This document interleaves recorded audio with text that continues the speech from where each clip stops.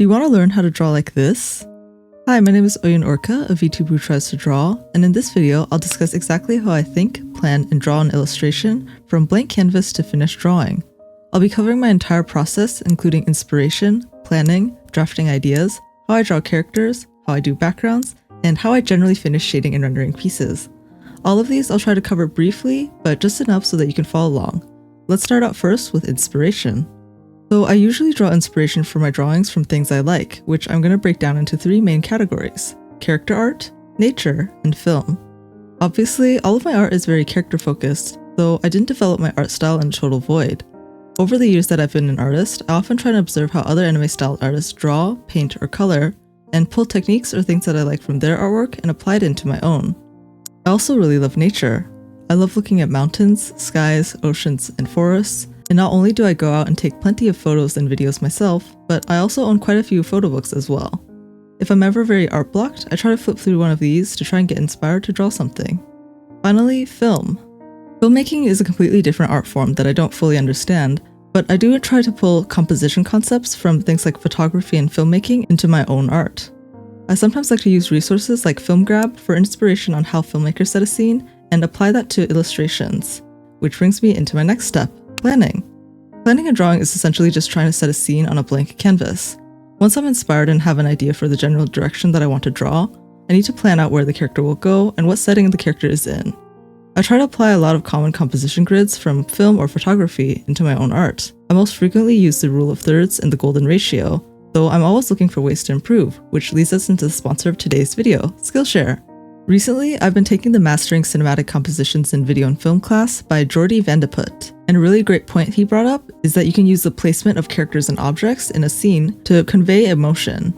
For example, if you want a scene to convey that the character is lonely, not only can you show it in the expression, but also by how much space the character takes up on screen, with lots of negative space around the character. There's also, of course, composition grids like the rule of thirds. Not only can you align the objects in the center or on the lines of these grids, but something that Jordi brought up, which I really liked, was that by intentionally placing a subject matter on one of these lines, then having empty space outwards, it sort of draws the viewer's eyes into that empty space where the subject is looking. Another way to bring focus to the subject matter is by utilizing depth of field. While this can be more complicated for real camera equipment, thankfully, since I'm a digital artist, I can sort of imitate this look by darkening or blurring objects that are closer to the viewer. This will bring more contrast and interest into the piece, and bring more attention to the focus of the drawing, in this case the character.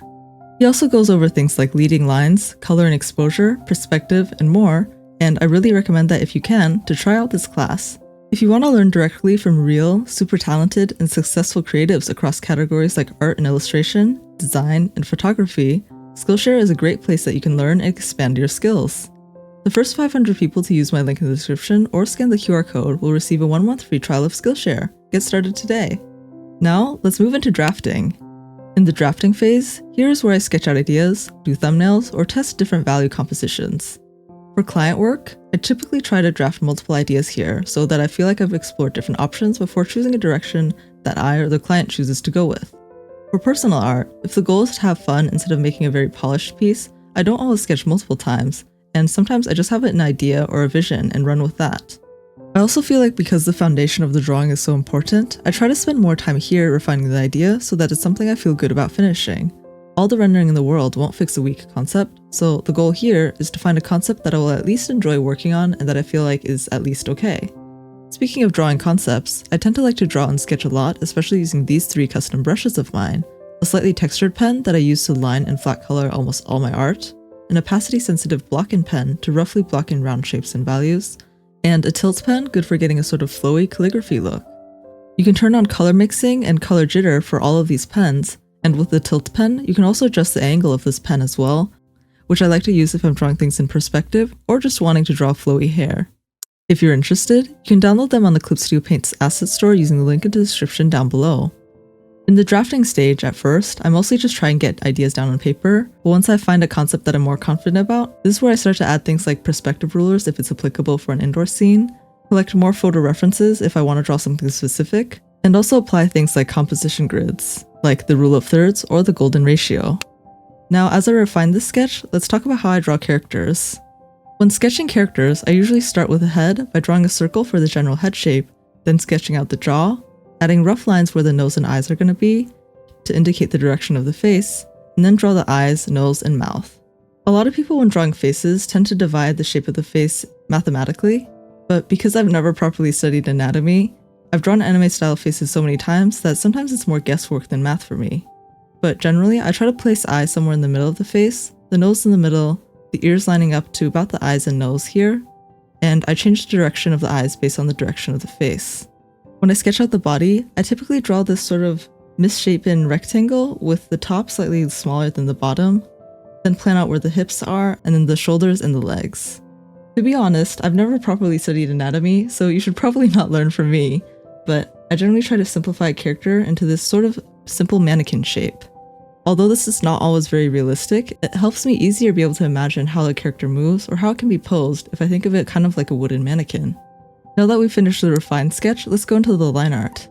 For line art specifically, especially if you're using Clip Studio Paint, I highly recommend that you use vector layers for your line work. Vector layers are super flexible. You can adjust the thickness of a line after you've drawn it, redraw specific points of the line, erase up to intersection up to a point, and even completely change the brush that you've used to draw the lines with even after finishing it. I have a video specifically dedicated to how to use vector lines for line art, so if you're interested in learning more about how I use vector lines in my art, check out the video linked on screen here. So now let's continue with the line art. When drawing line art, I typically like to vary the width of the pen just slightly to give a sort of flowy, soft look to the lines. I try to use rounder shapes, especially along the clothing, and mix hard and soft edges on the hair. When drawing hair, identifying an origin point for the hair, then having most of the hair strands kind of coming from that general direction helps give your hair some volume and dimension.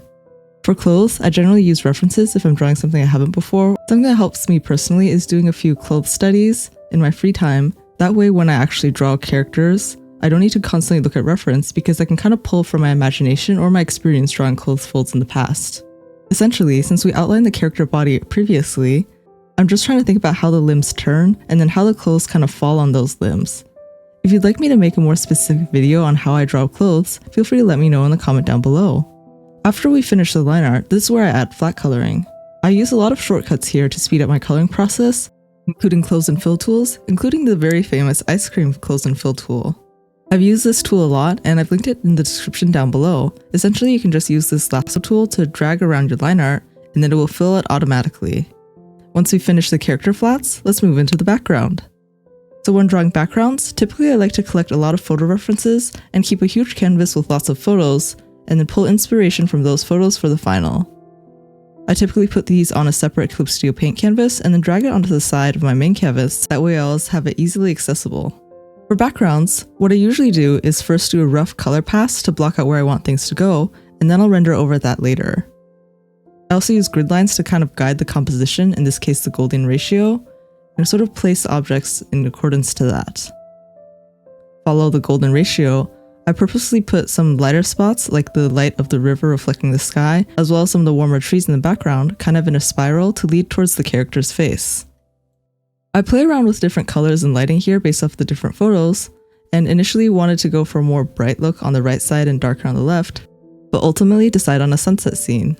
Once I've blocked in the very rough background, this is where I'll go ahead and render it. At this stage, I'm not rendering the character since I typically like to fully render the background before rendering the character. This is because as I'm doing the background, sometimes I'll change lighting direction or overall colors. So in order to not end up having to redo things, I like to render the background first and then the character. When drawing backgrounds, I try to have a mix of both refined and unrefined shapes. Because the rocks have some sunlight shining on it, making it warmer, I want to really accentuate the sharpness of the rocks, so I'm using my O tilt pen here. I also have color jitter enabled so that it shifts the value slightly as I draw without having to do it manually. This just adds a little bit more color and interest to the drawing. While some of the rocks are more refined, such as the ones closer to the viewer, the rocks further behind are less refined. I go ahead and render in the rest of the background like the trees and the mountains, and if you'd like to learn more about how I draw nature backgrounds, feel free to check out the video linked in the description down below. Now that we've finished the background, let's move into rendering. So while the background is pretty much all finished, here's why I render the character.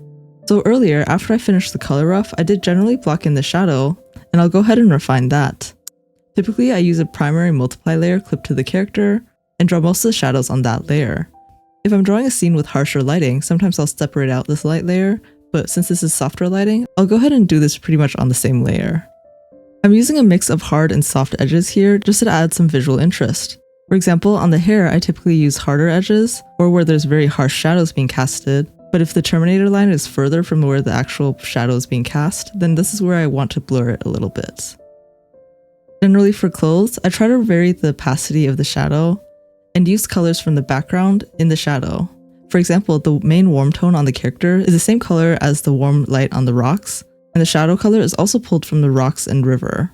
This just adds a little bit more cohesion to the drawing. Finally, now that we've finished rendering the shadows on the character, let's move into filtering the piece. I typically like to use overlay layers to correct the overall color and impression, and this is usually where I start to stray away from the photo slightly and add more pops of colors that are maybe not realistic, but make for a more interesting piece visually.